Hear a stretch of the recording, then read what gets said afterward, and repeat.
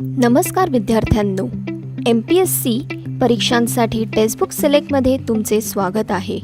तुमच्यासाठी त्वरित उपलब्ध तज्ज्ञ प्राध्यापकांद्वारे आम्ही उच्च प्रतीचे अभ्यास सामग्री उपलब्ध करून देत आहोत. तुम्हाला आवश्यक असलेल्या गोष्टी शिकण्यासाठी अधिक विनामूल्य सामग्रीसाठी तपशील तपासा. नमस्कार अभ्यासक मित्रमैत्रिणींनो, स्वागत आहे सगळ्यांचं टेक्स्टबुकवरती. टेक्स्टबुक सिलेक्टमध्ये आपला हा जो क्लास आहे चालू घडामोडींचा, आणि आज आपण आलेलो आहोत जून महिन्याच्या दुसऱ्या आठवड्यामध्ये, ज्यामध्ये आपण महत्त्वाच्या चालू घडामोडी ज्या आहेत त्या कव्हर करूयात. सर्व चालू घडामोडी ज्या आहेत त्या आपण कव्हर करतोय. एक एक टप्पा जो आहे तो आपण गाठत चाललेला आहे. येणाऱ्या परीक्षांसाठी या महत्त्वाच्या, आणि जसं माझं एक सजेशन तुम्हाला होतं की तुम्ही रेग्युलर जो आहे तो अभ्यास चालू ठेवा. रोजच्या चालू घडामोडी ज्या आहेत त्या तुम्ही रोज करायला हव्या. तुमच्या रोजच्या चालू घडामोडी रोज जर झाल्यात तर मग रिव्हिजन जी आहे ती इथे आपण तुमची करून घेतोय. म्हणजे चालू घडामोडी सोबतच त्यांची रिव्हिजन जी आहे ही तुम्हाला मिळते आहे. तर चालू घडामोडी करताना खूप वास्ट असा टॉपिक असतो, म्हणून आपण इथे डिटेल न्यूज सोबतच काही MCQ कव्हर करतोय. आणि हे ज्या सगळ्या न्यूज ज्या आपण कव्हर करतोय यासाठी एक महत्वाचं रेफरन्स मी जे घेतलेलं आहे ते म्हणजे लोकसत्ता. लोकसत्ता हे न्यूजपेपर. त्या व्यतिरिक्त इथे जे आपण कव्हर करतोय ते म्हणजे PIBच्या माध्यमातून आलेले न्यूज. आणि जे आपलं टेक्स्टबुकची वेबसाईट आहे, या टेक्स्टबुकच्या वेबसाईटवरती खूप चांगल्या प्रकारच्या चालू घडामोडी असतात. डेलीच्या चालू घडामोडी PDF अपलोड होतात, त्या सुद्धा जे आहे तुम्ही रेफर करू शकता. आणि मी सुद्धा याचा रेफरन्स जो आहे तो घेत असतो. तर आपण सुरुवात करूया. फार वेळ न करता जे आहे ते आपण सुरुवात करूया. व्हिडिओ पूर्णपणे पहा आणि प्रश्नांचा अभ्यास करण्यासाठी तपशिलामध्ये असलेल्या लिंक क्लिक करा आणि या क्लासच्या मोफत नोट्स मिळवा. आगामी महत्त्वपूर्ण लेक्चर्स कधीही चुकवू नये यासाठी आमच्या चॅनलला सबस्क्राईब करा. टॉपर्ससह आणि तज्ज्ञांच्या मार्गदर्शनाखाली तयारी करू इच्छित आहात? MPSC राज्यसेवा आणि एकत्रित आमच्या लाईव्ह बॅचमध्ये सामील व्हा.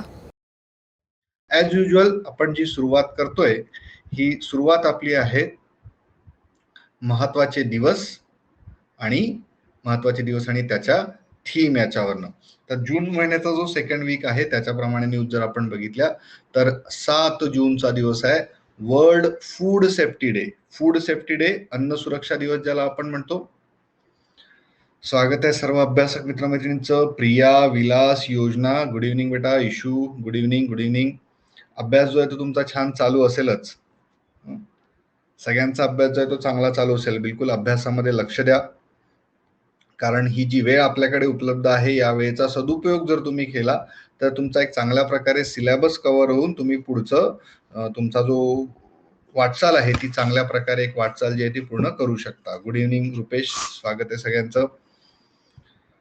चला, सगळे जॉईन झाले आहेत. आता मी जे ते कंटिन्यू करतो टॉपिक. जसं आपण एक पॅटर्न चालू केलेला आहे त्या पॅटर्न प्रमाणे आपण जाऊयात. दिनविशेष आणि त्याच्या थीम ज्या आहेत त्या आपण कव्हर करतोय. 7 June world food safety day, अन्न सुरक्षा दिवस. बरंच आपण बघतो की फूड पॉयझन जे आहे, फूड पॉयझनिंग हे होतं, किंवा फूड बॉर्न डिसीजेस जे आहेत याची रिस्क जी आहे ती सगळ्यात जास्त असते.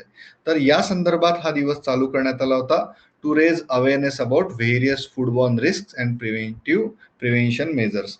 म्हणजे अन्नाच्या माध्यमातून जे व्याधी मानवाला होतात त्याच्यामध्ये कमतरता आणण्यासाठी, त्याचं अवेअरनेस करण्यासाठी हा आपण साजरा करतोय. तर फूड सेफ्टी डेची थीम जी होती, safe food today for healthy tomorrow.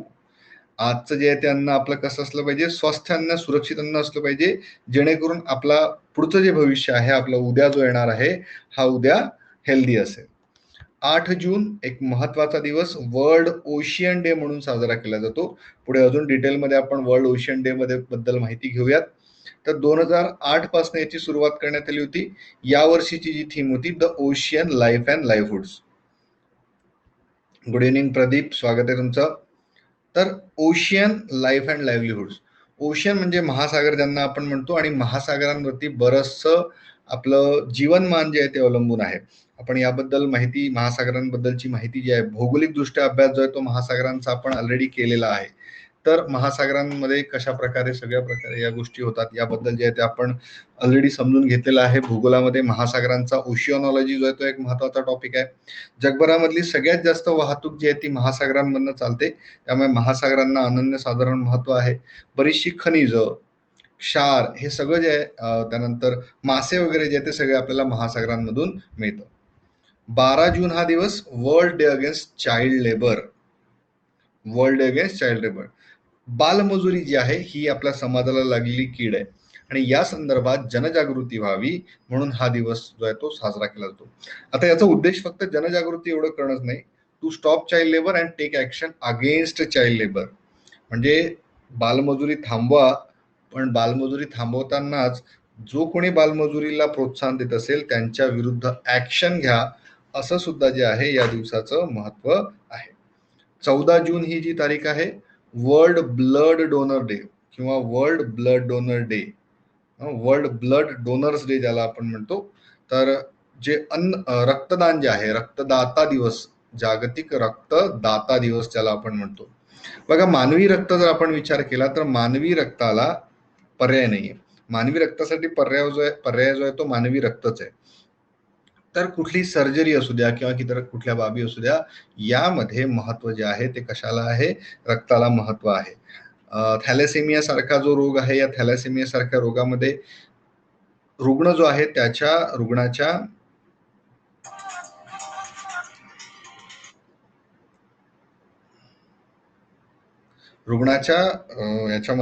शरीरामध्ये रक्त तयार होत नाही, तर त्याला सुद्धा जे आठवड्यामध्ये किंवा 15 दिवसामध्ये जे आहे रक्त पुरवावं लागतं. तर वर्ल्ड ब्लड डोनर डे जे आहे किंवा रक्तदाता जो आहे तो महत्वाचा आहे. 4 ब्लड ग्रुप आपल्या सगळ्यांना माहित आहे, ए बी आणि ओ. याच्यामध्ये एक RH फॅक्टर असतो. हा RH फॅक्टर पॉझिटिव्ह किंवा निगेटिव्ह जो आहे तो फॅक्टर असतो. AB जो आहे त्याला रिसिपंट असं आपण म्हणतो. कुठला रिसिपंट म्हणतो? युनिव्हर्सल रिसिपंट. आणि ओ जो आहे त्याला युनिव्हर्सल डोनर असं जे आहे ते आपण म्हणतो. ठीक आहे. तर यामध्ये जे आहे आपण बघणार आहोत. सोबतच यावर्षीची थीम होती give blood and keep world beating. Give blood and keep the world beating. ठीक आहे. ही जी आहे यावर्षीची थीम होती. 14 जूनचा जो तारीख आहे, या 14 जूनसाठी जे आहे वर्ल्ड ब्लड डोनर डे जो आहे तो साजरा केला जातो. चला, पुढचे जे आहे ते 15 जून ग्लोबल विंड डे. बघा, ओशन डे झाला आणि विंड डे सुद्धा जो आहे, विंड डे जो आहे हा 15 जूनला साजरा केला जातो. पहिल्यांदा जो आहे तो 2007 मध्ये साजरा करण्यात आला होता. 2007 मध्ये पहिला साजरा करण्यात आला होता. नंतर 2000 पासून जे आहे याला जे आहे ते ग्लोबल विंड डे, पहिले जे आहे ते वर्ल्ड विंड डे असं नाव होतं, नंतर ग्लोबल विंड डे असं नाव त्याला देण्यात आलेलं होतं. Organise by Wind Europe and the Global Wind Energy Council. Global Wind Energy Council, पवन ऊर्जा काउन्सिल ज्याला आपण म्हणू शकतो. पवन ऊर्जा जी आहे ही अतिशय महत्वाची आहे. रिन्युएबल एनर्जी सोर्सेस मधला एक महत्वाचा भाग आहे रिन्युएबल एनर्जी सोर्सेस. या रिन्युएबल एनर्जी सोर्सेसच्या माध्यमातून आपण काय करू शकतो?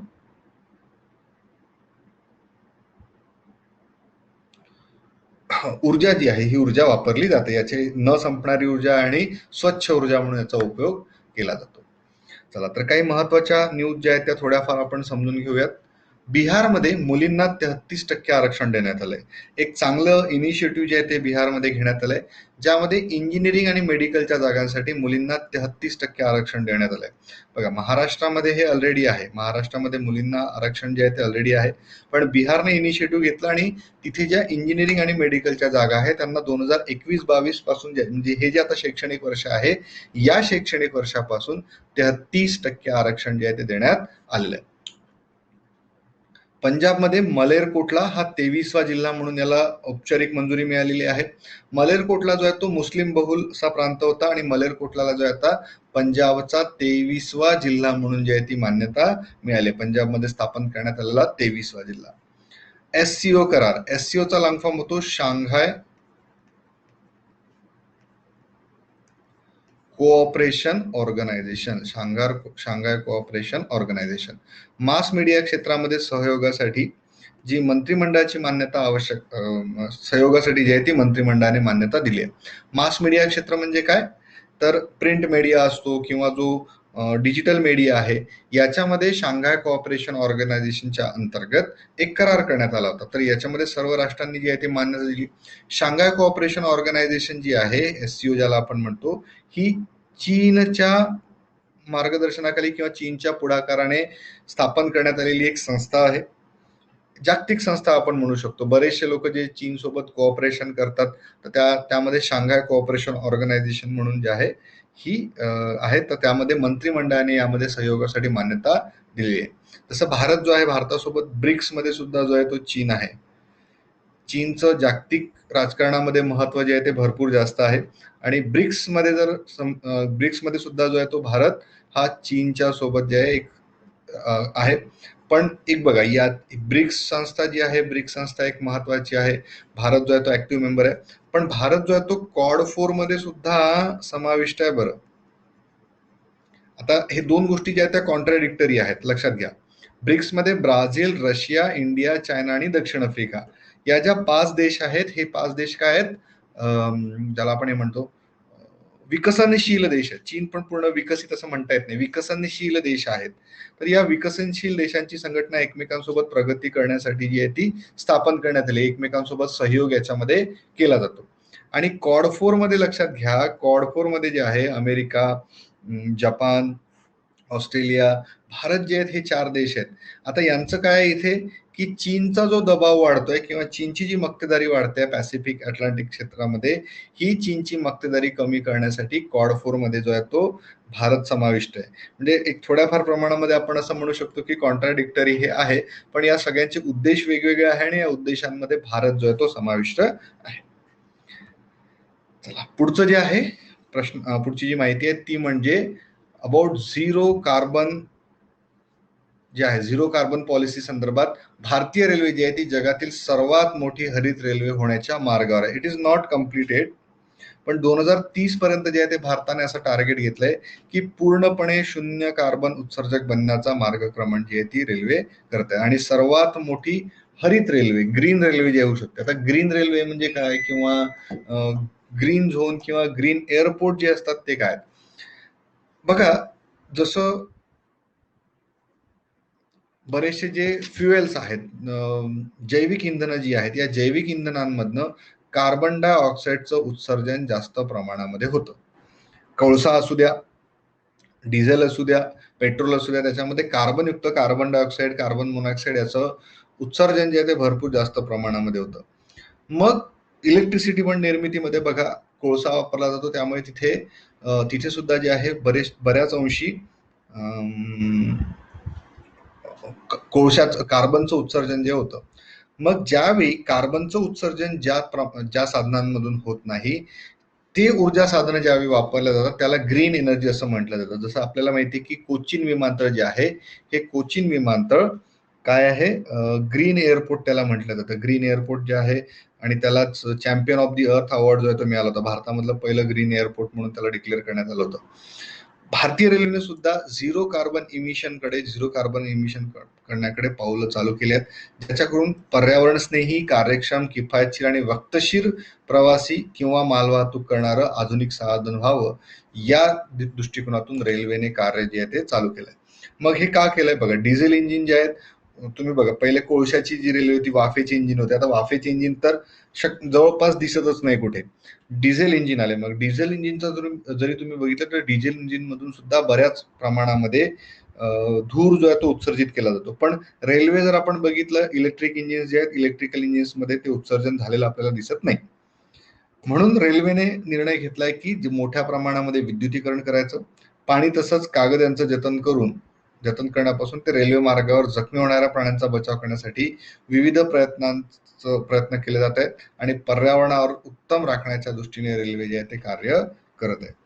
पर्यावरणाच्या दृष्टीने अनुकूल असलेलं प्रदूषण कमी करण्यास मदत करणारे रेल्वेचे विद्युतीकरण 2014 पासून 10 पट वाढलंय. जे 10 टाइम्स म्हणजे जे 2014च्या पूर्वी जे इलेक्ट्रिफिकेशन होत होतं त्याचा रेट जो आहे तो नियर अबाउट 10 टाइम्स चाललेला आहे. वेगवान पद्धतीने विद्युत कर्षणाचा आर्थिक लाभ कमवत रेल्वेने 2023 पर्यंत उर्वरित सर्व ब्रॉडगेज रेल्वे मार्गांचं विद्युतीकरण करून ब्रॉडगेज मार्गांचं 100% विद्युतीकरण लक्ष गाठण्याची योजना आखली आहे. मीन्स जे ब्रॉडगेज आहे बघा, आता सगळंच नाही, पहिले तर काय करणार आहे, जे BROAD ब्रॉडगेज रेल्वे जे आहेत, हे ब्रॉडगेजचे सर्व मार्ग पहिले इलेक्ट्रिफाय करायचे. आता रेल्वेच्या बाबतीमध्ये जर जाणून घ्यायचं झालं तर 3 प्रकारचे जे आहेत. पहिला येतो तो नॅरो गेज. 0.83 सेंटीमीटर जे आहे 2 रुळांमधलं अंतर असतं. त्यानंतर येतो मीटर गेज. मीटर गेजमध्ये काय असतं, 2 रुळांमधलं अंतर 1 मीटर असतं. आणि त्यानंतर जे आहे ते म्हणजे ब्रॉड गेज. आता ब्रॉड गेज जे आहे 1.63 मीटर वगैरे ते त्याच्यामधलं 2 एक्झॅक्टली 1.627 मीटर असं काहीतरी या 2 रुळांमधलं अंतर असतं. तर ब्रॉड गेज जी आहे ही सगळ्यात जास्त वापरली जाणारी, आता जी आहे ती सगळ्यात जास्त वापरली जाणारी रेल्वे लाईन्स आहेत. तर जवळपास सर्व रेल्वे लाईन्स जे आहेत त्या ब्रॉडगेज मध्ये कन्वर्ट करण्याचा प्रयत्न चालू आहे. आणि जे ब्रॉडगेज झालेले आहेत त्या ब्रॉडगेजचं इलेक्ट्रिफिकेशन करून झिरो कार्बन इमिशन अचीव करण्याचं टार्गेट जे आहे ते रेल्वेनं घेतलेलं आहे.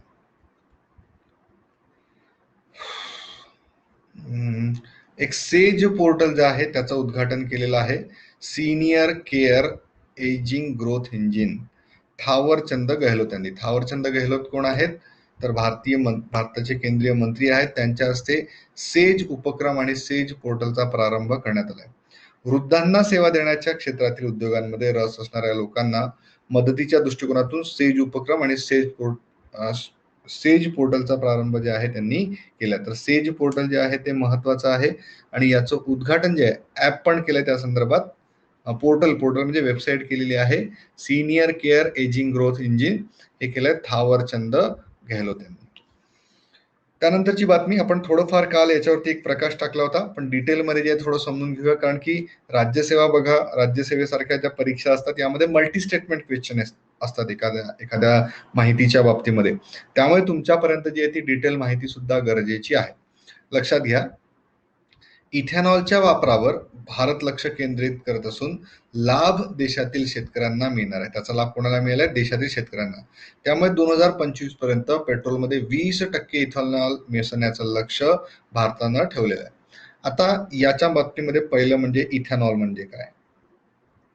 इथेनॉल म्हणजे इथिल अल्कोहोल. कार्बनचे 2 त्याच्यामध्ये अणू असणार आहेत. तर 2 अणू त्याच्यामध्ये असणार आहेत. इथिल अल्कोहोल त्याला आपण म्हणतो.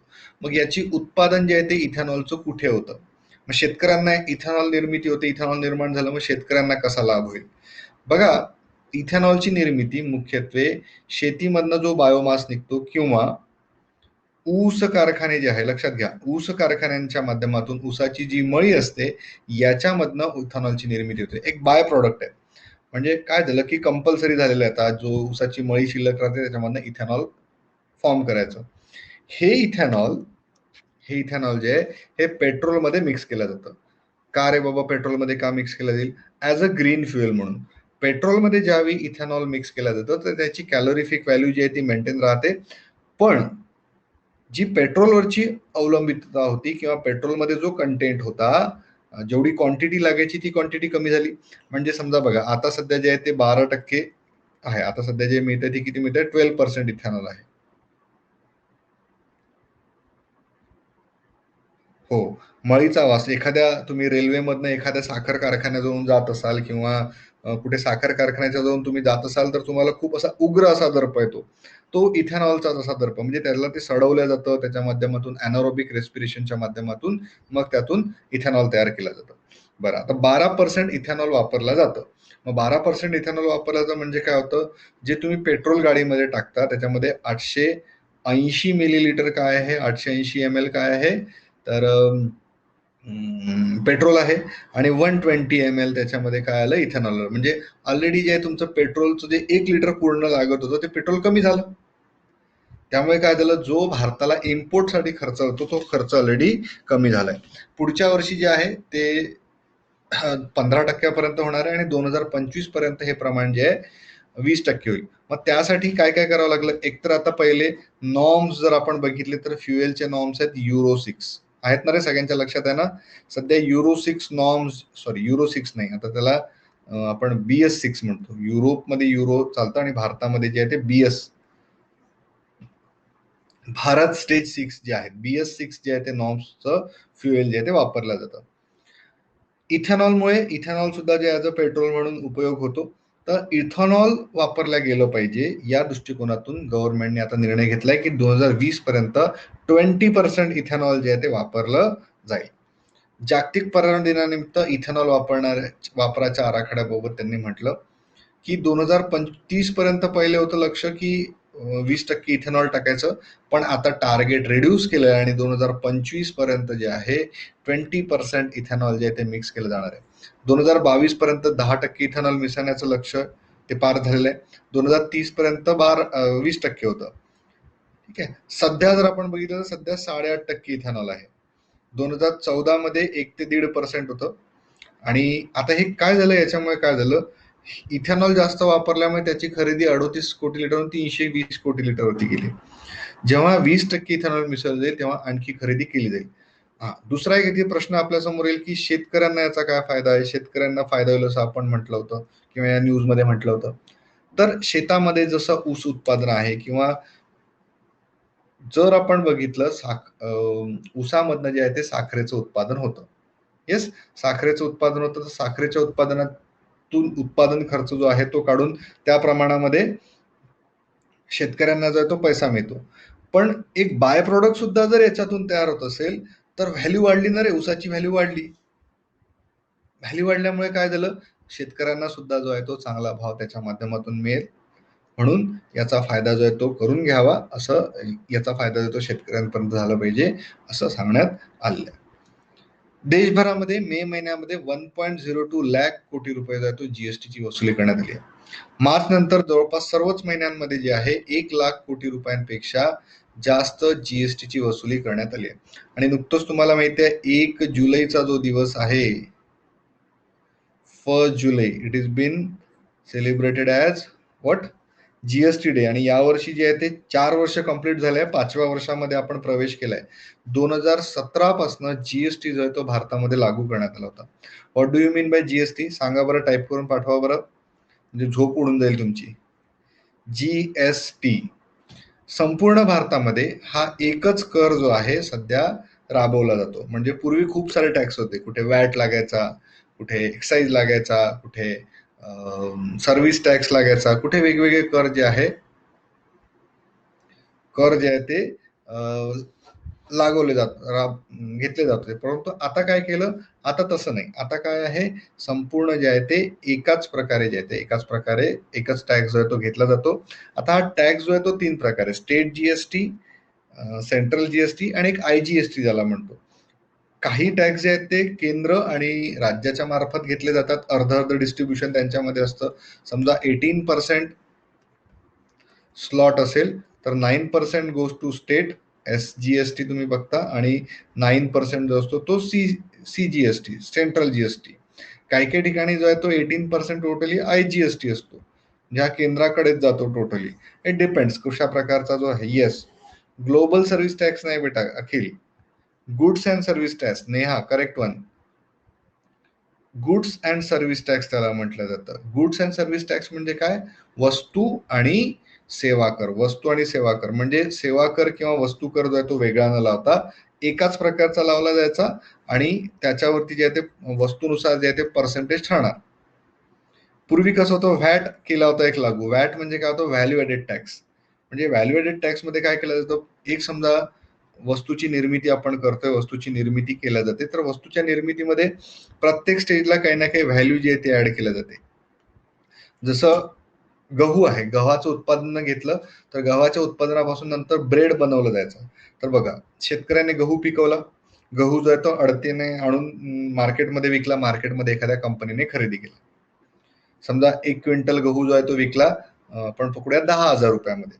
मग त्याच्यावरती जे आहे त्यांनी टॅक्स भरला 10,000 रुपयावरती, समजून घेऊ आपण 100 रुपये टॅक्स भरला. जस्ट आपण अंडरस्टँड करू, 100 रुपये टॅक्स भरला.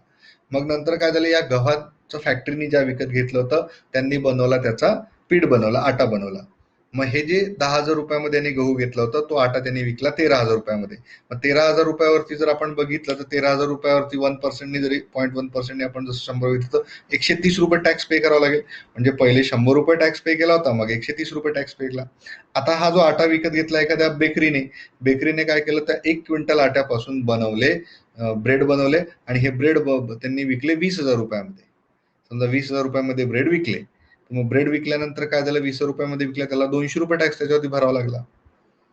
मग हे काय होतं बघा, एकूण टॅक्स किती भरला, वस्तूची किंमत जी होती फायनल किंमत झाली 20,000 रुपये, पण त्यासाठी टॅक्स किती घेतला, 100, 130 आणि 200 रुपये. वॅटचं कशा प्रकारे होतं मग सांगतोय. पूर्वी अशा प्रकारे टॅक्स जर घेतला तर काय होईल, टोटल याच्यावरती टॅक्स जर झाला तर हा टॅक्स आपण काय बघितला, समजा 430 रुपये टॅक्स झाला.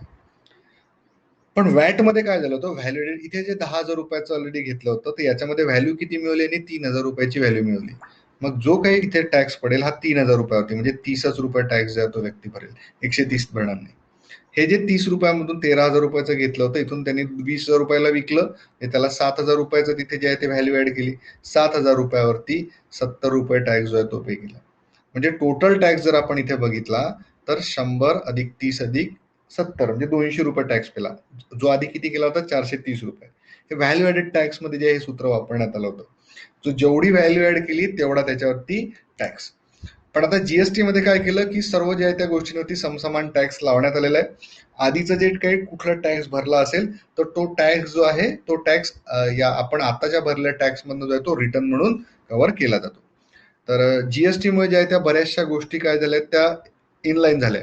पण नुकसान जे आहे ते राज्यांना सहन करावं लागलं. का सहन करावं लागलं, कारण की सगळं काही एकाच प्रकारच्या टॅक्समध्ये आल्यामुळे स्लॅब वेगवेगळे झाले, आणि या स्लॅब्समुळे राज्यांचा जो महसूल आहे तो जरा कमी झाला.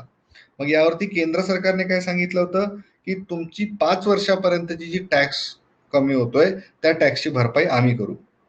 पण मागच्या वर्षी काय झालं, मग मागच्या वर्षी पूर्णपणे पॅन्डेमिक आलं, टॅक्सची वसुली कमी झाली. मग आता केंद्र सरकारकडे पण पैसा नाही आणि राज्य सरकारांना पण त्यांचं जे टॅक्सचं नुकसान झालं ते भरपाई पाहिजे. मग केंद्र सरकारने एक योजना दिली होती यांना, सगळ्या राज्य सरकारांना, की 2 वेगवेगळ्या स्कीम दिल्या होत्या आणि असं एक लॉंग टर्म कर्जाचं ऑप्शन दिलं होतं की तुम्हाला जे आम्ही कमी व्याजदरामध्ये लॉंग टर्म लोन देऊ. त्या लॉंग टर्म लोनच्या माध्यमातून जे आहे तुम्हाला लॉंग टर्म लोनच्या माध्यमातून तुम्हाला जे आहे आम्ही जी भरपाई आहे ती करूया. तर मग महाराष्ट्राने सुद्धा जे त्याला मान्यता दिली होती. बऱ्याचशा गैर भाजपा राज्यांनी जे आहे त्याला मान्यता दिली नव्हती, पण महाराष्ट्राने दिली होती. सो इथे जे आहे संकलन जे आहे ते वाढलेलं आहे, जीएसटीचं संकलन वाढलेलं आहे आणि 1,00,000 कोटीपेक्षा संकलन जे आहे ते होत चाललेलं आहे.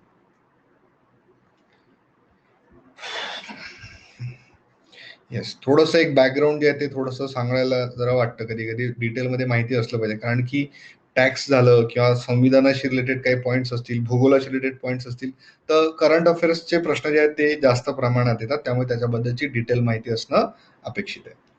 So we are going to move ahead.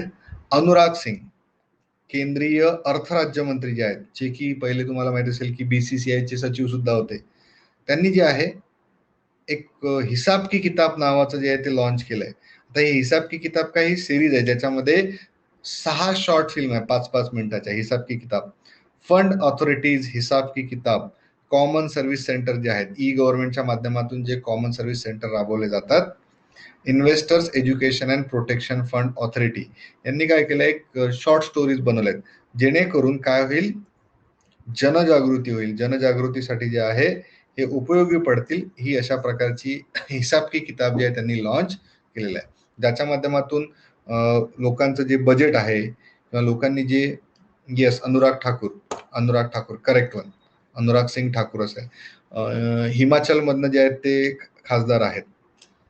तर बजेट जे आहे आणि लोकांनी बचत कशी करावी याबद्दल जे आहे त्या हिसाब की किताबची जी सिरीज आहे त्यामध्ये माहिती देण्यात आलेली आहे. BIL save 22 lakh units of energy. आता BIL काय आहे, आपण मगाशी चर्चा करत होतो ग्रीन एनर्जीच्या बाबतीमध्ये, तर Bangalore International Airport Limited, Kempegowda airport आहे बेंगलुरूचा. तर या बेंगलुरूच्या इंटरनॅशनल एअरपोर्टनी 22 लाख युनिट जी आहे ती ऊर्जा वाचवलेली आहे. Kempegowda International Airport has achieve net energy neutral status for year 2020-21 as a part of sustainability goals. 22 lakh unit जे आहे त्यांनी वाचवले. या 22 लाख युनिटचा फायदा कुठे होईल, तर 9,000 घरांना जे आहे जवळपास 1 महिन्यापर्यंत वीज पुरवठा त्याच्या माध्यमातून केला जाऊ शकतो. मग विजेची बचत कशा प्रकारे केली जाते, मेनली जर आपण बघितलं तर सोलर पॅनल वापरले जातात. त्या व्यतिरिक्त हे जे बँगलोरचं कोम्पेगौडा एअरपोर्ट आहे ना, झिरो नॉईज असं त्याला म्हणतात, झिरो नॉईज किंवा झिरो अनाउन्समेंट आहे. तिथे अनाउन्समेंट होत नाही त्या एअरपोर्टवरती की ये जाने वाली फ्लाईट इतने बजे ईस्टगेटचे जानेवाले वगैरे ते होत नाही, डायरेक्ट तिथे जे आहेत ते डिस्प्ले होतात, LED वरती डिस्प्ले होतात आणि खूप सुंदर असं एअरपोर्ट जे आहे ते बंगळुरूचं बनवलेलं आहे. तर त्यांनी जे आहे ते 22 लाख युनिट जे आहे तिथे वाचवलेले आहेत. Rajesh Nambiar as appointed head of DB&T. DB&T काय आहे तर डिजिटल बिझनेस अँड टेक्नॉलॉजी. तर यांना जे आहे DB&Tचं प्रेसिडेंट बनवलं. तर हे होते कोण? कॉग्निझंट टेक्नॉलॉजी सोल्युशन्सचे राजेश नांबियार जे आहेत. कॉग्निझंट जी आहे ती एक मोठी सॉफ्टवेअर कंपनी आहे आणि या सॉफ्टवेअरचे जे CMD होते त्यांना आता जे आहे ते DB&Tचं जे आहे हेड जे आहे ते बनवण्यात आलेलं आहे. ठीक आहे, digital business and technology. Incentive for companies hiring transgenders हे कोणी केलंय तर बांगलादेशने एक इनिशिएटिव्ह जे आहे ते चांगलं केलेलं आहे. त्यांनी काय केलंय, जर कोणी तृतीय पंथांना नोकरी देत असेल तर त्यांना इन्सेंटिव्ह जे आहे ते दिले जाणार आहे. ज्या त्या कंपन्यांना इन्सेंटिव्ह दिले जाणार. Companies that employ more than 1/3 gender people or 10% of their total workforce will get 5% tax rebate or refund of 75% of transgender employees salary whichever is lower. म्हणजे ट्रान्सजेंडरला सुद्धा जो आहे तो जगण्याचा हक्क मिळाला पाहिजे. ट्रान्सजेंडर म्हणजे तृतीयपंथी ज्यांना आपण म्हणतो, तर या तृतीयपंथींना जगण्याचा हक्क मिळाला पाहिजे. या दृष्टिकोनातून हे इनिशिएटिव्ह बांगलादेशने घेतलेलं आहे. आणि बांगलादेशने काय केलं होतं, बांगलादेशनी 2013 पासून जे एक इनिशिएटिव्ह घेतलं होतं की कुठल्या व्यक्तीला जर मेल फिमेल रजिस्टर करायचं नसेल आणि ट्रान्सजेंडर म्हणून स्वतःचं जेंडर जे रजिस्टर करायचं असेल तर त्याबद्दलची परवानगी जी आहे 2013 पासून जे दिली होती आणि यांना जगण्याचा हक्क मिळावा या दृष्टिकोनातून ट्रान्सजेंडरसाठी काय केलेलं आहे, त्यांना टॅक्स रिबेट किंवा इन्सेंटिव्ह देण्याची घोषणा केलेली आहे.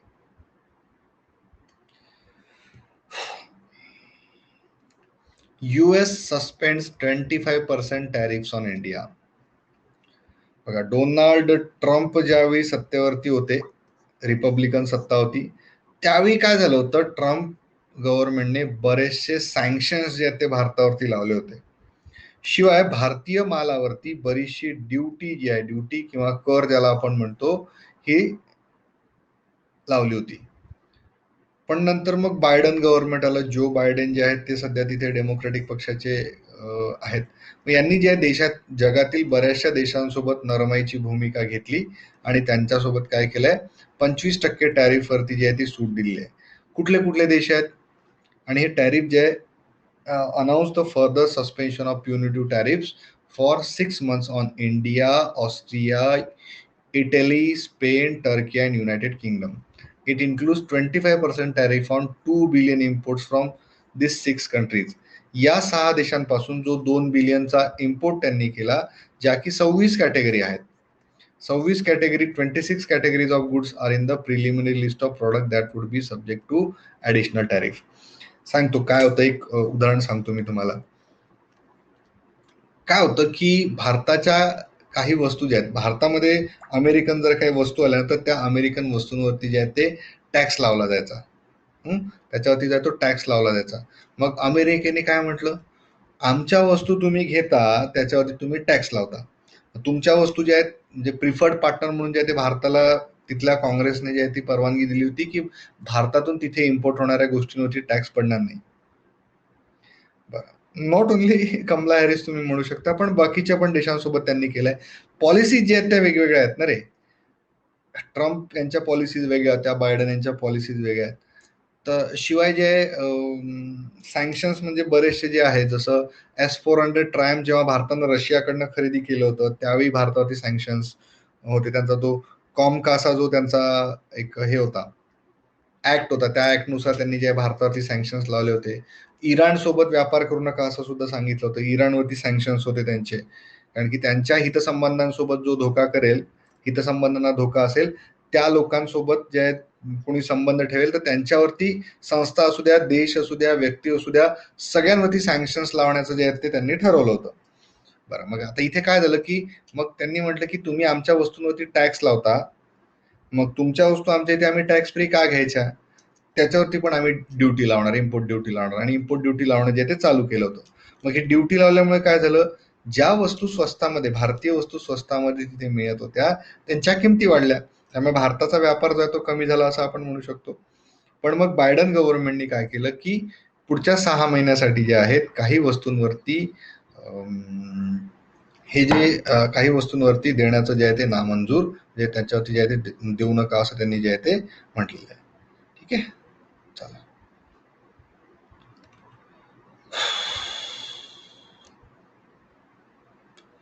क्लिअर आहे सगळ्यांना? इथपर्यंत क्लिअर आहे का मला सांगा.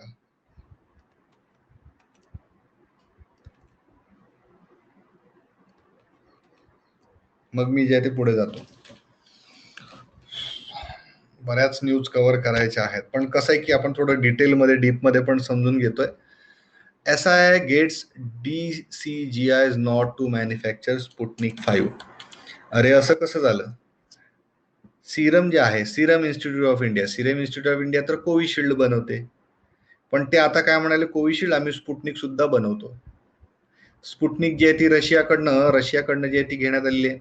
तर त्याचा फॉर्म्युला वगैरे सगळा जो आहे तो सिरम इन्स्टिट्यूटला अवेलेबल आहे, आणि सिरम इन्स्टिट्यूट जे आहे ते स्पुटनिक 5 बनणार आहे. DGCI जे आहे त्याला DCGI जे आहे, ड्रग कंट्रोल ऑफ इंडिया जे आहे त्यांच्याकडनं परवानगी मिळालेली आहे. तर आता ही जी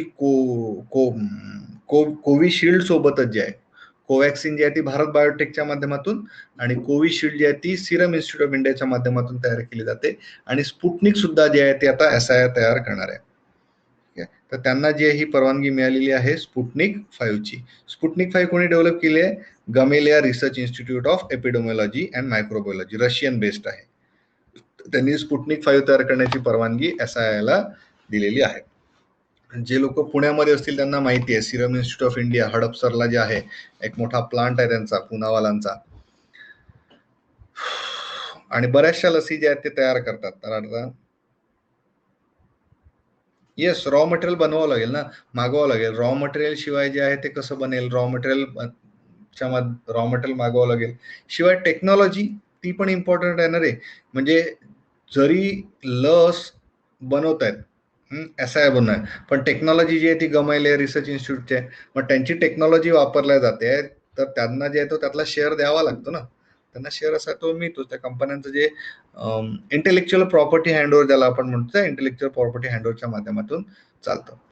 बरं, आता कोविड-19 बद्दल चर्चा करतोय तर थोड्याफार गोष्टी ज्या आहेत आपण पटापट कव्हर करूया. PM मोदी अनाउन्सेस फ्री कोविड-19 व्हॅक्सिन्स फॉर ऑल.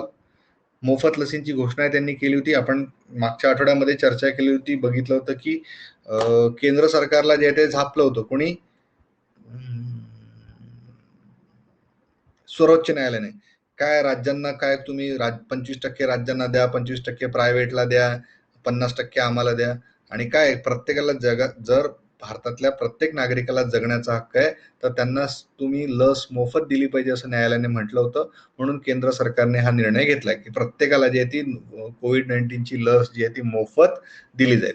आता तुम्ही PIBच्या वेबसाईटवरती पण गेलात, समजा कधी जात असाल, करत असाल PIB.gov, तर पहिले तेच फ्लॅश होतं की प्रत्येकाला जे आहे, धन्यवाद मोदीजी, प्रत्येकाला जे आहे ते मोफत वॅक्सिन जी आहे ती मिळते आहे. तर हे नवीन धोरण जे आहे ते जून पासून लागू करण्यात आलं, आणि आता लसींचा कोटा जो आहे 25% to private companies and 75% to central गव्हर्नमेंटकडे असणार आहे. सेंट्रल गव्हर्नमेंट जे आहे मग लोकसंख्या, प्रादुर्भाव या प्रमाणामध्ये जे आहे मग राज्यांचा कोटा ठरून राज्यांना जे आहे ते डिस्ट्रीब्यूट करणार आहे. म्हणजे आता राज्यांचं इंटरव्हेन्शन राहिलेलं नाही, जे काय करणार आहे ते सगळं केंद्र करणार आहे. जसं राज्य सरकारांनी मध्ये घोषणा केली होती की सर्वांना आम्ही मोफत लस देतोय, ते केंद्र सरकारनेच घोषणा करून टाकली की आम्ही सगळ्यांना मोफत लस जी आहे ती देणार आहोत. तर सगळ्यांना जे 45 वर्षापेक्षा जास्त वयोगटातील व्यक्तींचं केंद्राकडून मोफत लसीकरण केलं जात आहे, आणि 18 ते 44 वयोगटातील लोकांना सुद्धा जे आहे ते मोफत लसीकरण आता केलं जात आहे. बरं, आता ही जी आहे प्रत्येक राज्याला लस मात्रांचा किती कोटा वितरित केला जाईल हे त्यांना आधीच जे आहे 2 आठवड्यामध्ये जे आहे त्यांना 2 आठवड्यांच्या आधीच जे आहे ते सांगितलं जाईल, जेणेकरून त्याचं डिस्ट्रीब्युशन करून त्याचं प्लॅनिंग जे आहे ते राज्यांनी व्यवस्थितरित्या करावं असं सुद्धा या निर्देशांमध्ये सांगण्यात आलेलं आहे.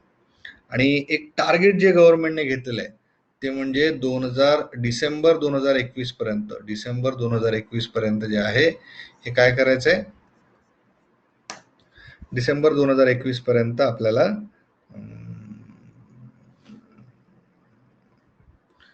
वॅक्सिनेशन जे आहे 108 कोटी जनतेचं वॅक्सिनेशन जे आहे ते कम्प्लीट करायचं टार्गेट जे आहे ते गव्हर्नमेंटने घेतलेलं आहे. एक अजून नाकावाटे दिली जाणारी लस सुद्धा येणार आहे, त्याच्यावरती संशोधन जे आहे ते चालू आहे. ओके, सगळ्यांच्या लक्षात आलं? तुम्ही पण वॅक्सिनेशन घेतलं नसेल तर वॅक्सिनेशन घ्या आता करून. जे रजिस्ट्रेशन जे आहे ते करू शकता cowin.gov.in वरती. मी सांगितलं होतं परवा तुम्हाला, त्याच्यावरती रजिस्ट्रेशन करा, डोस घेणं चालू करा. एक योजना अजून, प्रधानमंत्री गरीब कल्याण योजनेच्या अंतर्गत 80% गरिबांना जे आहे ते दिवाळीपर्यंत मोफत धान्य देण्याची घोषणा जी आहे त्यांनी केलेली आहे. दिवाळीपर्यंत मुदतवाढ मिळालेली आहे. ज्या लसी पण दिल्या जातील त्याच्यावरती फक्त 150 रुपये जे आहे ते सर्व्हिस चार्जेस जे आहेत ते घेतले जातील. रुग्णालयामधून लसीसाठी जे आहे ते 1500 ते 1800 रुपये शुल्क आकारलं जातं, ते कमी होणार आहे. आता बघा कसं होतं ना, त्यानुसार 75% लसी केंद्र सरकारकडे आणि 25% जे आहे ते थेट उत्पादकांकडून जे आहेत खासगी रुग्णालय खरेदी करू शकणार आहेत. त्याची अंमलबजावणी सुद्धा जी आहे ती करण्यात आलेली आहे. आता बघा, कोविशिल्ड आणि कोवॅक्सिन दोनच वॅक्सिन होत्या, नंतर मग स्पुटनिक चालू झाली. वॅक्सिनच्या 44 कोटी मात्रांसाठी नोंदणी ऑलरेडी झालेली आहे. तर केंद्र सरकार जे आहे ते 18 वर्षीय सर्वांना मोफत लसीकरणाची घोषणा जी आहे ती केलेली आहे. आणि त्यासाठी गव्हर्नमेंटने काय केलंय, सिरम आणि भारत बायोटेककडे 30% ऍडव्हान्स रक्कम सुद्धा जी आहे ती वर्ग केलेली आहे. बघा, आताच्या लसीकरणामध्ये जे आहे ते महाराष्ट्र टॉप वरती आहे. गरजेचं आहे बाबा टॉप वरती असणं. का गरजेचं आहे? कारण महाराष्ट्रामध्ये तुम्हाला माहिती आहे सर्वात जास्त प्रादुर्भाव जो आहे तो होता, आणि महाराष्ट्रामध्ये खूप साऱ्या मोठ्या प्रमाणामध्ये झालेलं आहे. बघा, गव्हर्नमेंटने किती किंवा कंपन्यांनी जे आहे ते किती शुल्क जाहीर केलं बघा. कोविशिल्ड मिळते 600 रुपयामध्ये, आणि मॅक्सिमम जे आहे 150 रुपये घेऊ शकतात. कोण घेऊ शकतं? हॉस्पिटल. आणि 30 रुपये जे आहे त्याच्यावरती जीएसटी पण आहे. ठीक आहे, चला पॉइंट वरती येऊया. कोवॅक्सिन 1410 मॅक्सिमम मध्ये, आणि स्पुटनिक जे आहे ते 1145 रुपयामध्ये मिळू शकते. बघा, कोविशिल्डची किंमत जी आहे ती सगळ्यात कमी आहे, कोवॅक्सिनची सगळ्यात जास्त आहे. पुढचा प्रश्न तुमच्यासाठी येतोय, जागतिक स्तरावर प्रतिष्ठेच्या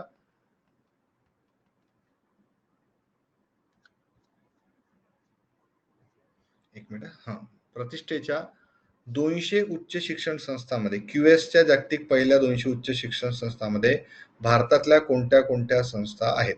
IIT Mumbai, IIT Madras, ISC Bengaluru की IIT दिल्ली, या 4 पैकी जे आहेत ऑप्शन्स तुमच्याकडे आहेत. 1 3 4, 1 2 4, 1 2 3 4 की वरील सर्व?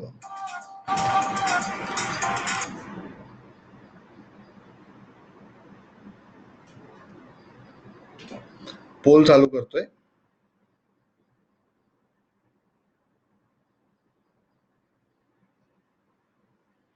एक मिनिट, ऑप्शन्स. ओके,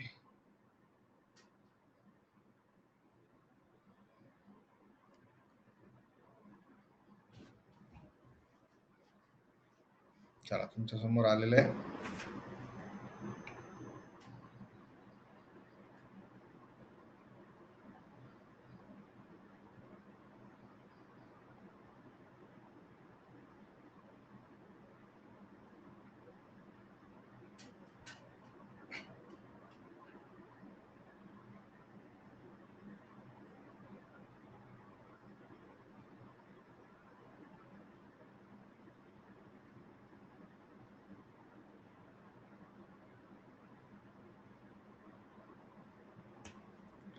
चला ठीक आहे, बघा या प्रश्नाचं करेक्ट आन्सर जे आहे ते म्हणजे option number 1, IIT Mumbai, IIT Bengaluru, IIT Delhi जे आहे यांना क्यूएसच्या ज्या टॉप 200 युनिव्हर्सिटीज आहेत किंवा संस्था आहेत यामध्ये स्थान जे आहे ते मिळालेलं आहे. 1 3 4 जे आहे ते करेक्ट आहे.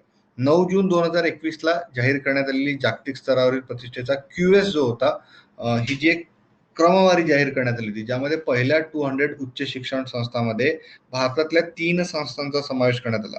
IIT मुंबई जी आहे ती 177व्या स्थानी, IIT दिल्ली 185व्या स्थानी आणि ISC बेंगलुरू जे आहे ते 186 स्थानावरती. पहिल्या 3 क्रमांक होती MIT. MIT म्हणजे आपल्या पुण्यातलं नाही, लक्षात ठेवा. Massachusetts institute of technology, Oxford university दुसऱ्या क्रमांकावरती आणि हार्वर्ड युनिव्हर्सिटी जे आहे ते तिसऱ्या क्रमांकावरती.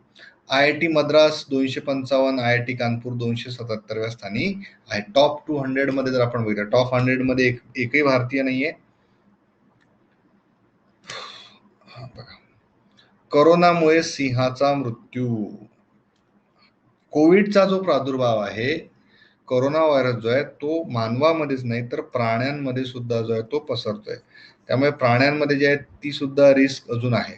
आता काय झालं होतं, चेन्नई मधील एक घटना झाली आणि त्यानंतर देशातले सर्व व्याघ्र प्रकल्प बंद करण्यात आले. चेन्नई मधल्या वनलूर प्राणी संग्रहालयामध्ये कोरोना संसर्गामुळे एका सिंहाचा मृत्यू झाल्याचा संशय होता आणि त्या पार्श्वभूमीवर इतर सिंहांची चाचणी केली असता ते सिंह जे आहेत ते बाधित आढळले.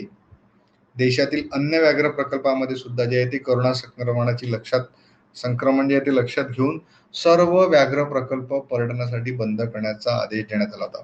बघा, सर्व व्याघ्र प्रकल्प त्याचा बंद झालेच आहेत.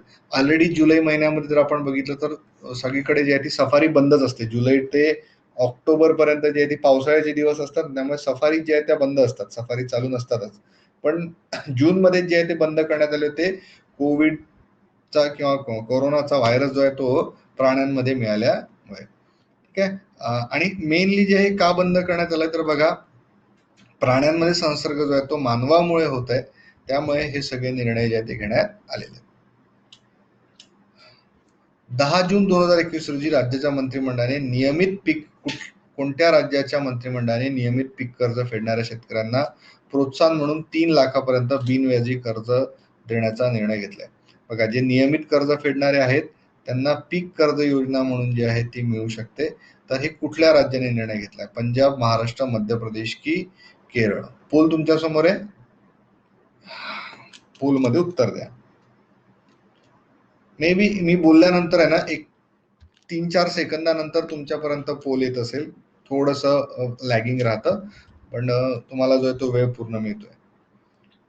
पीक कर्ज योजना जी आहे ती खूप महत्वाची आहे आणि इथे काय म्हटलंय, बिनव्याजी कर्ज. आता काय होतं की बऱ्याच वेळी जे आहे ते शेतकऱ्यांचं कर्ज माफ केलं जातं. मग ज्या लोकांनी कर्ज फेडलेलं आहे, परतफेड केली आहे, त्यांना काहीतरी बेनिफिट मिळाला पाहिजे पुढे. तर मग त्यांना जे कर्ज दिलं जाईल शेतकऱ्यांना, हे कसं दिलं जाणार आहे? बिनव्याजी दिलं जाणार आहे.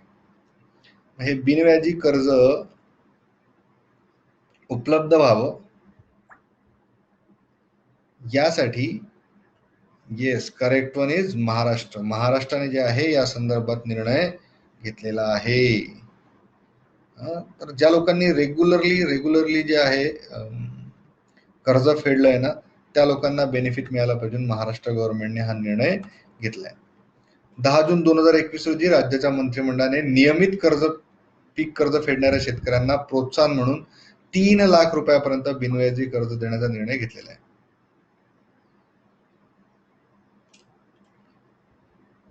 यापूर्वी विहित मुदतीत अल्पमुदतीत पीक कर्ज फेडणाऱ्या शेतकऱ्यांना 1 लाख रुपये कर्ज मर्यादेपेक्षा 3% व्याज सवलत, जे ज्यांनी कमी वेळेमध्ये कर्ज फेडलं होतं त्यांना जे ती सवलत देण्यात येते. म्हणजे ज्यांनी लवकर फेडलंय त्यांना 1 लाख रुपयापर्यंत 3% व्याज सवलत होती. 1 ते 3 लाखापर्यंतचं कर्ज असेल तर 1% व्याज सवलत होती. पण आता 1 ते 3 लाख रुपये कर्ज मर्यादित शेतकऱ्यांनी अल्पमुदतीत परतफेड केली असल्यास त्यांना 2% जे आहे ते व्याजदरामध्ये सवलत देण्याचा निर्णय घेण्यात आला. म्हणजे 3% जे आहे ते माफ करणार आहे. विहित मुदतीत पीक कर्जाची परतफेड करणाऱ्या शेतकऱ्यांना 3 लाख रुपये मर्यादेपेक्षा जर जास्त कर्ज घेतलं असेल तर त्याच्यामध्ये बेनिफिट मिळणार आहे. 3 लाखापर्यंत जे आहे ते बेनिफिट मिळणार आहे. इस्रो कडून 3 प्रकारची नवीन श्वसन यंत्र, रेस्पिरेटर्स जे आहेत, किंवा ज्याला आपण हे म्हणतो श्वसन यंत्र, म्हणजे काय म्हणतो त्यांना आपण,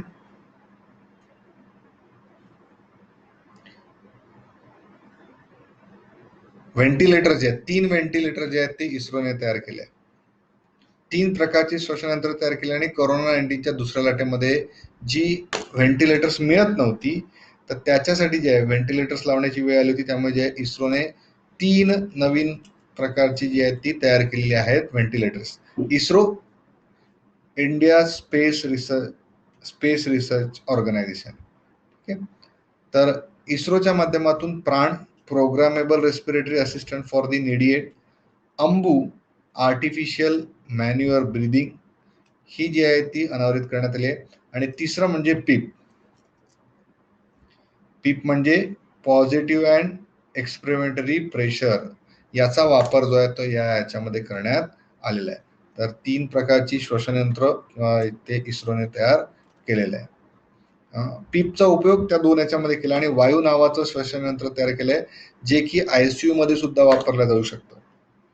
ठीक आहे. सोबतच रोगजंतू विरहित हवाच रुग्णाला जी आहे ती दिली जाणार आहे. आता पोल कुठे दिला मी? आता पोल दिलाच नाही. सोबतच हाय प्रेशर सिलेंडर सुद्धा जे आहे ही यंत्र जोडता येणार आहे. या महिन्यामध्ये जेफ बोजेस, ओळखता का रे जेफ बोजेस यांना?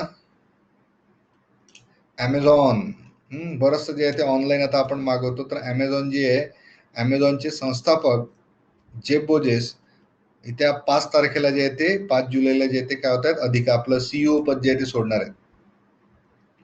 आणि त्याच्यानंतर 15 दिवसामध्येच स्पेसमध्ये जाणार आहेत. NS-14 या स्पेस यानामधनं जे आहे हे अंतराळ प्रवास करणार आहेत. प्रायव्हेट कंपनी आहे स्पेसक्राफ्ट.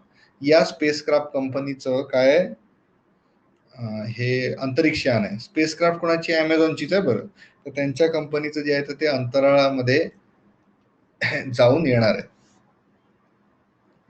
तर त्यांचं सगळं टेस्टिंग वगैरे जे आहे ते कम्प्लीट झालेलं आहे आणि 20 जुलैला जे आहे त्यांना अंतराळात जाण्याची संधी मिळणार आहे. 11 मिनिटाचा प्रवास असणार आहे आणि ते स्पेसक्राफ्ट मध्ये पृथ्वीपासून 100 किलोमीटर अंतरावरती असणार आहे.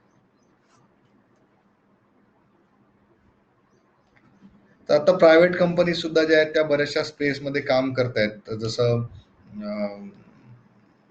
स्पेसएक्स आहे, यांनी जी बनवलेली जी आहे ती स्पेसक्राफ्ट जी आहे,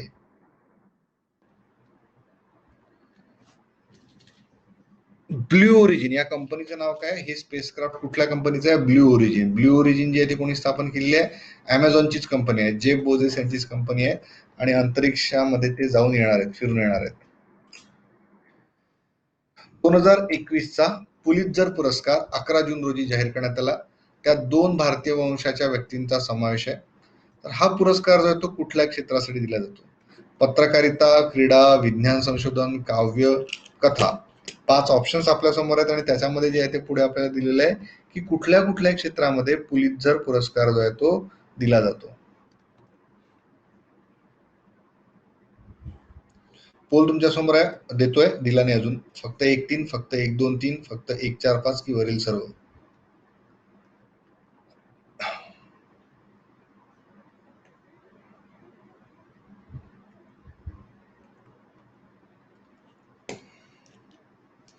स्पेसएक्स जे आहे ते करताय, त्यांचं जे आहे ते खूप सारं काम चालू आहे आणि आता जगातील सर्वात श्रीमंत म्हणजे सर्वात श्रीमंतांपैकी एक बनलेले आहेत इलन मस्क. तर चालू आहे त्यांचं टेस्टिंग बरंचसं.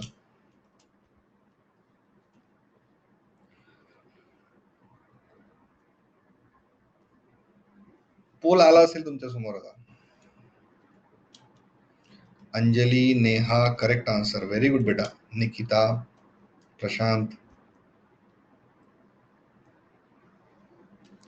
पुलित्झर पुरस्कार जगभरामध्ये महत्वाचा पुरस्कार समजला जातो आणि 2 भारतीयांना जो आहे तो हा पुरस्कार मिळालेला आहे.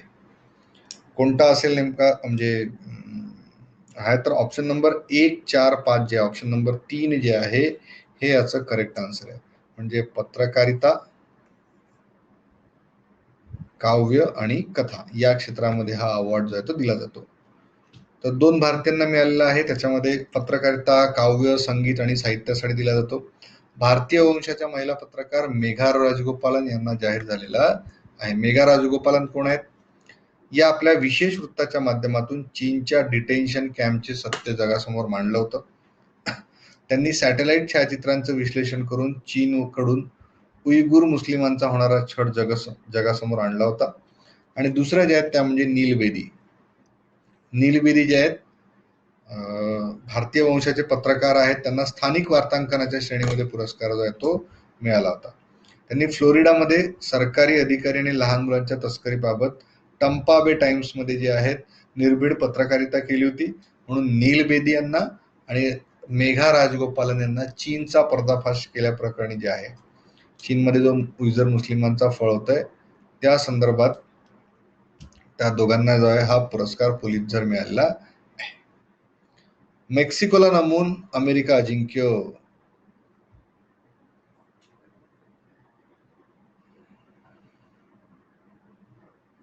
नेशन्स लीग फुटबॉल स्पर्धा, नेशन्स लीग फुटबॉल स्पर्धा जी आहे ती उत्तर अमेरिकेमध्ये भरली होती आणि त्यांनी जे आहे ते मेक्सिकोला पराभूत करून पहिलं विजेतेपद जे आहे मिळवलं अमेरिकेने. कुठलं? नेशन्स लीग स्पर्धेमध्ये. चला, एक प्रश्न तुमच्या समोर आहे. फुटबॉलमध्ये जगात सर्वात जास्त आंतरराष्ट्रीय गोल करणारा खेळाडू कोण आहे? बायचुंग भुतिया, क्रिस्टियानो रोनाल्डो, लिओनेल मेस्सी की सुनील छेत्री? पोल देतोय, पोल मधून उत्तर द्या.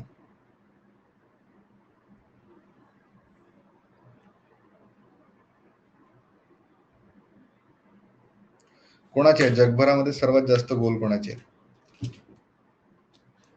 सुनील छेत्रीच्या नावावरती नुकताच एक वर्ल्ड रेकॉर्ड झालाय. युरोपियन चॅम्पियन्स युरो कप जो आहे तो, हा ती चॅम्पियन्स लीग आहे. येस, युरोपियन चॅम्पियन लीग सध्या चालू आहे. Correct one. बेल्जियमचा मला वाटतं काल आज की काल जो आहे ते इंग्लंड सोबत होता सामना.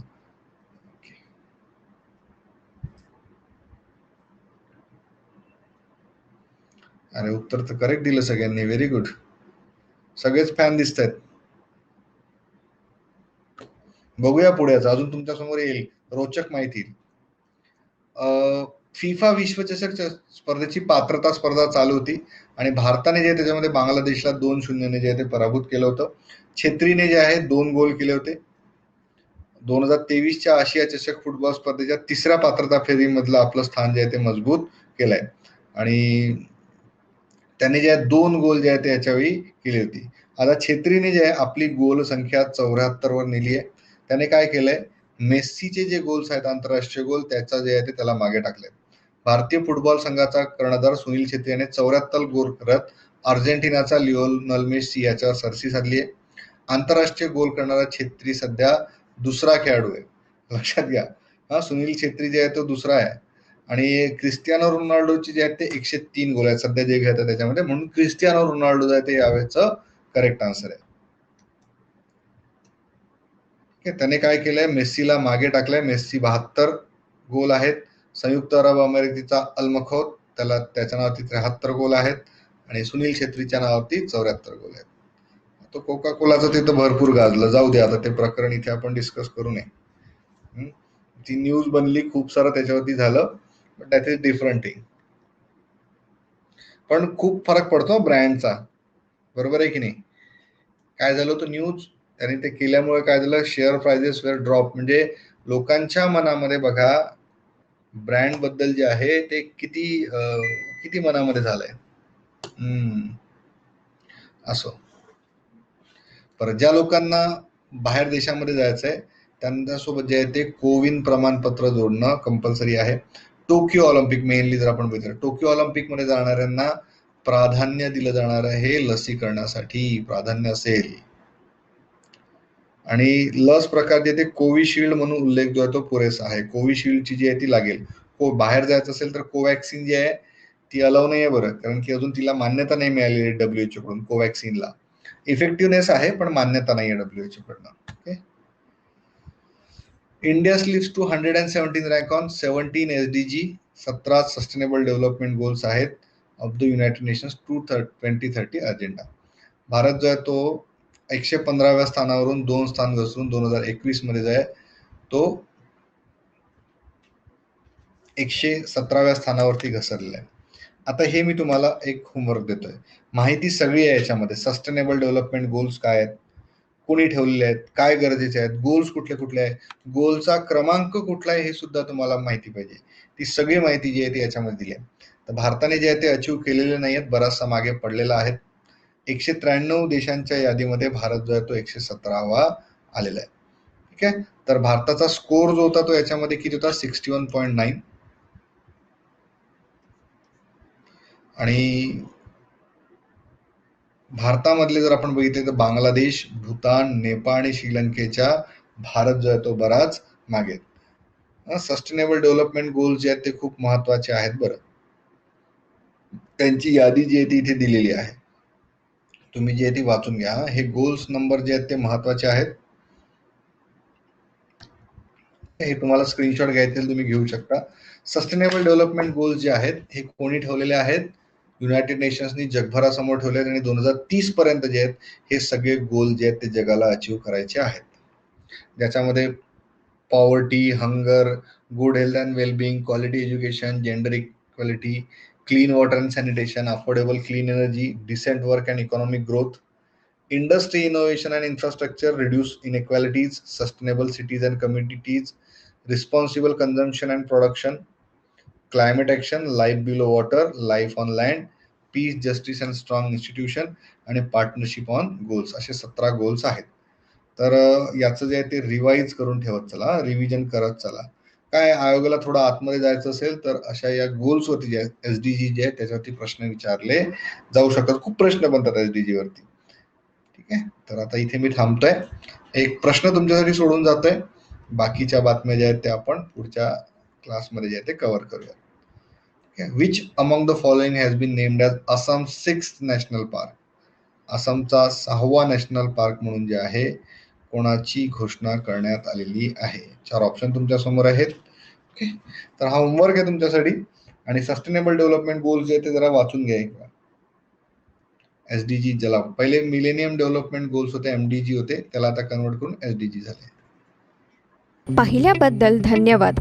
आम्हाला आशा आहे की हा व्हिडिओ तुमच्या तयारीसाठी उपयुक्त ठरला असेल.